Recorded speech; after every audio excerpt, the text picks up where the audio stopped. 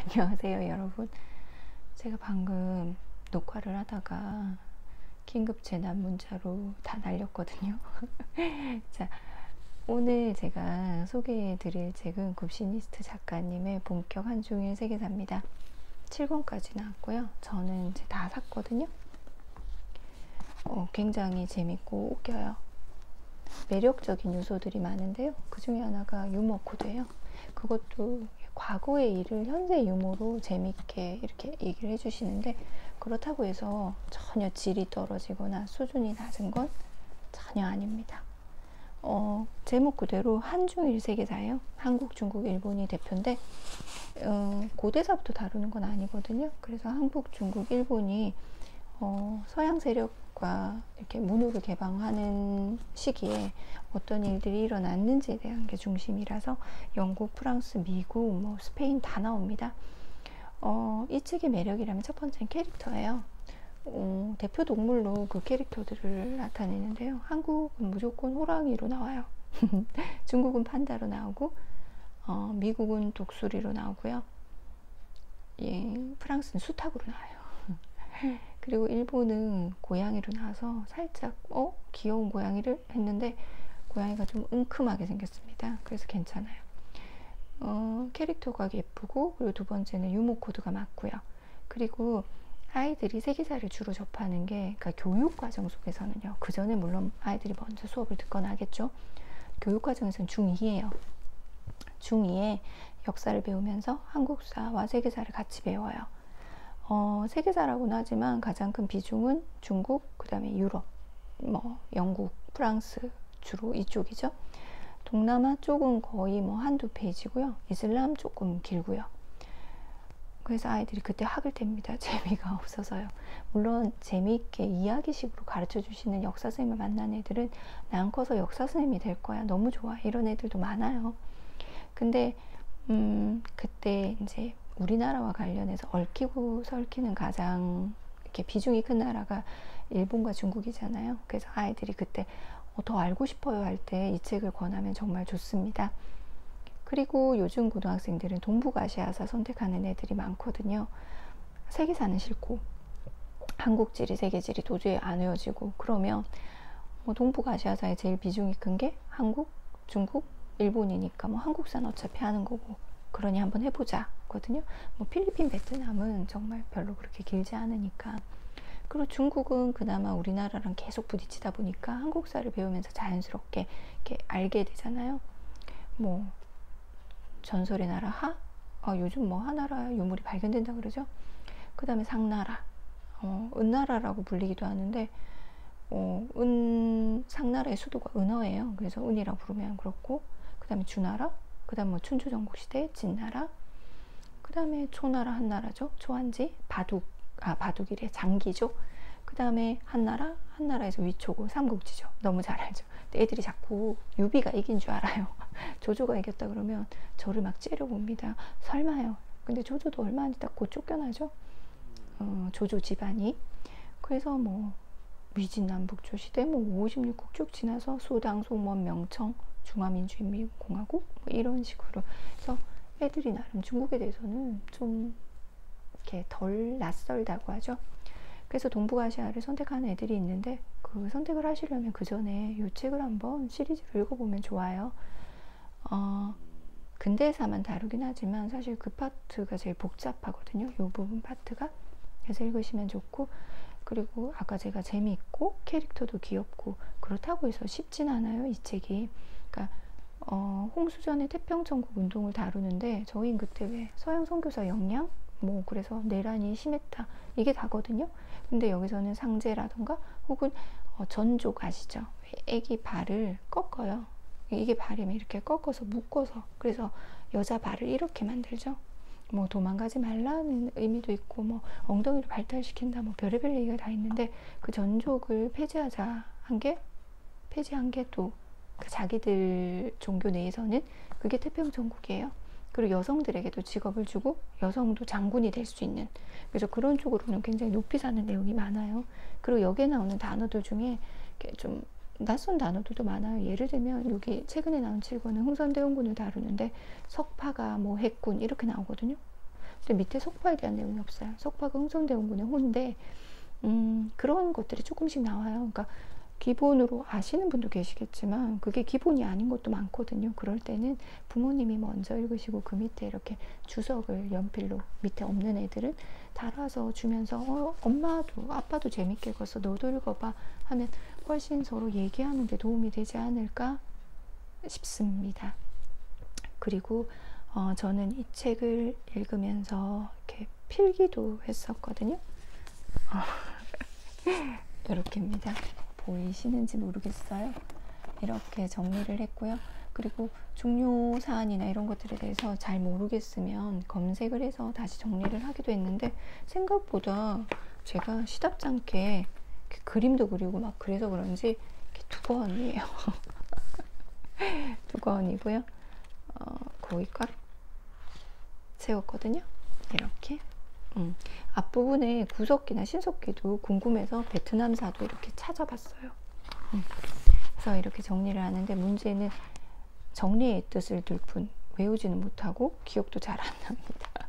자, 7권의 주요 내용을 설명해 드릴 수는 없겠지만 흥선대원군이 중심이라서 아마 제일 쉬울 거예요. 그래서 흥선대원군이 왜 세국 정치를 펴게 됐는지, 그리고 프랑스 선교사들을 왜 죽였는지 9명이나 그런 내용들인데, 저는 이거 딱 읽으면서 그 옛날에 그게 생각나요. 병제와 병호가 신이 나서 척화비를 세웠다. 기억나세요? 병제와 병호가, 그러니까 병인 박해, 그 다음에 제너럴 셔모노 사건, 그 다음 병인 양료, 그죠? 그 다음에 오베르트 도굴 사건, 신미 양료, 그리고 척화비. 생각나세요? 그리고 이 척화비를 세우면서 이 척화 그 세국 정책에 대해서 중인 출신, 그러니까 옛날에는 역관들이 대부분 중인이었잖아요. 역관 출신인 오경석이 굉장히 안타까워하는 그런 내용도 담겨 있고, 그리고 중국이 프랑스 눈치도 보이고 하니까 병인 양료에 대해서 이제 한국을 도울 수 없는 그런 모습들, 이빨 빠진 종이 호랑이라고나 종이 판다 같은 중국의 모습, 그리고 급변하는 세계에 나름 발을 잘 들인 일본. 일본은 앞부분에 굉장히 많이 다뤄지는데 오타쿠의 시초라고 할 수 있죠. 난학주의자들, 그러니까 네덜란드의 난학을 받아들여서 굉장히 열심히 공부한 사람들이 있는데, 물론 나중에 처형을 많이 당합니다. 그래서 네덜란드와 포르투갈하고 교류를 하는데, 저희 임진왜란때 오다 노부나가 아시죠?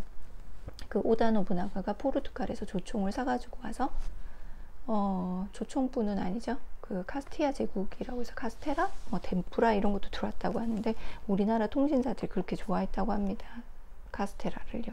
자, 이건 여담이고요. 그래서 조총을 사고, 조총은 이제 새를 쏜다고 해서 조총이라고 하는데, 그때 조총은 이렇게 앞으로 이렇게 화약을 넣고요. 뒤에 이렇게 면이 나와 있어요. 그러면 부싯돌을 이렇게, 그래서 2인 1조가 돼야 됐어요. 조총 부대가. 한 명은 이렇게 대나무로 된 방패 같은 걸로 이렇게 바람을 막고요. 뒤에는 이렇게 해서. 근데 거기에 꼬인 그 실이 한국산, 조선산이었다고 하는 우스갯소리도 있는데 멀리 못 나갔대요. 그래서 빨리만 달리면 피할 수 있었다고 합니다. 그 때였고, 그리고 그래서 임진왜란 때 우리나라에 이렇게 기독교 십자가 깃발을 매단 장수도 왔었다고 하죠. 그러니까 기독교를 처음에는 그냥 학문의 일종으로 일본도 받아들였다가 나중에는 박해를 하기 시작했고요. 그래서 포교 활동이 금지되자 포르투갈은 나가 떨어지고, 네덜란드는 우린 포교 안 해도 돼, 장사만 하면 돼. 그래서 네덜란드만 남았다고 합니다. 그리고 네덜란드한테 제일 먼저 한 게 여자를 소개시켜주는, 그래서 혼혈아가 많았고, 그 혼혈아 중에 한 명인 여자아이가 최초의 서양 의사가 됐다는 뭐 그런 내용도 여기에 다 나옵니다. 그래서 뭐 그런 것들도 알 수 있고요. 그리고 여기서는 이제 이 책이 제일 쉬울 거예요. 우리가 잘 아는 흥선의 얘기가 나오니까요. 그래서 흥선대원군, 아까 얘기했다시피 그 뻘짓 중에 또 하나가 있었죠. 경복궁중건. 그걸 하기 위해서 원납전을 발행하죠. 원하는 만큼 기부해라. 강제죠, 사실은. 그래서 목재를 쌓았는데 목재가 불에 타버려요. 그래서 이번에는 일당 100이라고 하죠. 당 100전.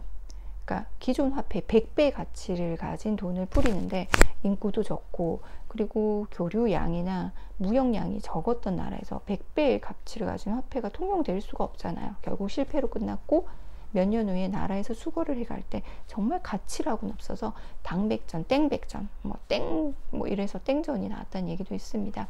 그리고 우리 할머니께서, 저희 할머니께서 옥양목 얘기를 많이 해서, 그 옥양목이 뭐지 했더니 서양에서, 영국에서 이제 기계로 면을 만드는 거예요. 그래서 배틀 짜는 것보다 훨씬 가늘고 곱고, 그래서 그걸 서양목이라고 했는데 옥 같다고 해서 그걸 옥양목이라고 불렀다고 합니다. 뭐 그런 내용들도 나오고요. 그리고 서양의 이상한 배라고 해서 이양선이라고 부르잖아요. 배. 그 서양배에서 이렇게 엔진을 빼내서 우리도 배를 만들었는데 숯이나 석탄을 연료로 써야 되는데 나무를 태워서 나무로 숯을 만드니까 비용이 너무 많이 들고 석탄은 없고, 그래서 실패로 끝나고, 그리고 흥선대원이 이제 각종 무기를 만들려고 하니까 한지로 여러 겹을 대서 만든 뭐 그런 내용도 있고요. 그리고 나라가 어느 정도 부패했냐면, 우리 생각나시죠? 고려 시대 말에 채무선이 그 부산 앞바다였나요? 거기서 왜 화약 대포로 이렇게 전쟁에서 크게 승리를 하거든요. 왜구를 물리치고 막 그런 내용이 나오는데, 세종 때도 굉장히 많았고요.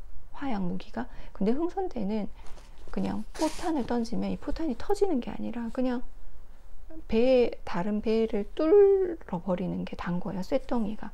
그런데 외국 배에서는 그 선원들이 다 나눠져 있어서 쇳덩이가 와서 배를 이렇게 부수면 바로 달려가서 그 공수부대처럼 이렇게 다다다다다 바로 고쳐버리는 거예요. 근데 서양배는 대포가 오자마자 펑펑 터지니까, 우리도 예전에 내격 진천레나 이런 것들이 있었거든요. 안에 이렇게 그 화약이 들어있는. 근데 다 사라져 버린 거예요. 예전에 누가 수레에다가 볏짚 같은 걸 싣고 도성 안으로 들어오려고 했는데 그 안에 화약이 들어있었대요. 그래서 궁궐이 나무로 지어져 있으니까 화약으로 반란을 일으키려면 끝장이잖아요. 그래서 세종대왕이 쓰셨던 화약책이라든가 이런 것들을 다 불태웠다고 하거든요. 그래서 엉망이 됐죠. 그래서 흥선대원군 때 다시 이제 무기를 개발하기 위해서 했다는 얘기도 있고, 중국은 더 웃겨요. 다 빼돌려가지고 폭탄을 터뜨렸더니 모래가 막 나오는 얘기. 그리고 서양배들이 올라오니까 저 양기가 강해서 그렇다고 음기로 눌러야 된다고 여성들의 요강을 막 두드린, 이게 정말일까 하는데 정말 그런 일들이 있었더라고요. 그러니까 더 이상 발전하지 않아도 된다라고 해서 스스로를 이렇게 봉쇄한 중국이 결국은 이렇게 대항해를 시작한 서양에게 어떻게 먹히는지, 어떤 수모를 당하는지, 그리고 우리 또한 어떤 일들을 겪게 되는지 잘 드러나 있습니다. 날카로운 시선도 있고요. 그래서 저는 8권이 나와도 아마 사지 싶어요. 왜? 우리 애랑 아이들 친구들이랑 같이 돌려보고 싶어서요. 역사에 관심이 있으신 분들, 아니면 우리 애가 역사를 싫어하네 하시는 분들은 이 책을 한번 권해보세요. 가족이 같이 읽으면 정말 좋을 것 같아요. 캐릭터들이 귀엽습니다. 그리고 예전에 이거 샀을 때 이분 굽시니스트 작가님이 직접 그린 종이였나요? 그걸 이렇게 사은품으로 주는 게 있었는데 저희가 들고 갔는데 어디 놔뒀는지 모르겠네요. 재밌습니다. 추천합니다. 그럼 안녕.